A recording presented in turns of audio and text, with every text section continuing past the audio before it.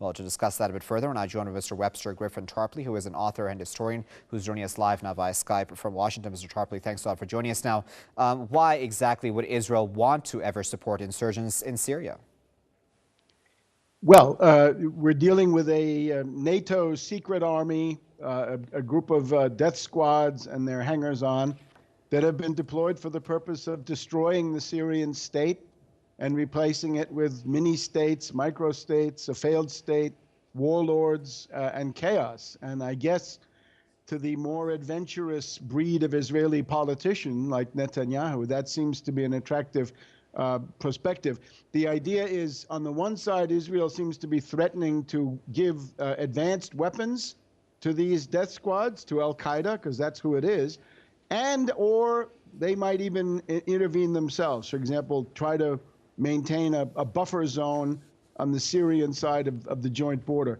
But I would put this together with some other things. It's a very dangerous pattern now. It's coherent with an early attack by the U.S. and NATO, perhaps joined by Israel, against Syria. First of all, we've got Netanyahu.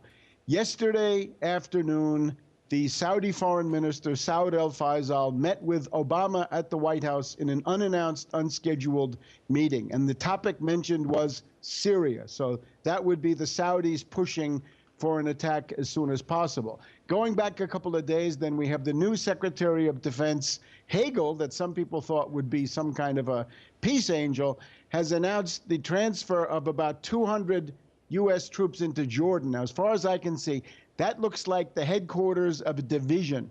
It looks like something that could function as the headquarters of an expeditionary force by the United States, perhaps against Syria. So you put those three things together, and you see that against the backdrop of this strategy of tension that we've got going on in the United States. We've got bombs, we've got letters loaded with ricin poison, we've got explosions going off, we've got, again, something that looks very, very similar to a classic NATO strategy of tension. And it looks like that all may be a buildup to an attack on Syria. I think it's more threatening now than it has been in many, many months. All right, we'll have to leave it at that. Of course, we do appreciate your insight as always. That was Mr. Webster Griffin Tarpley speaking to us live from Washington.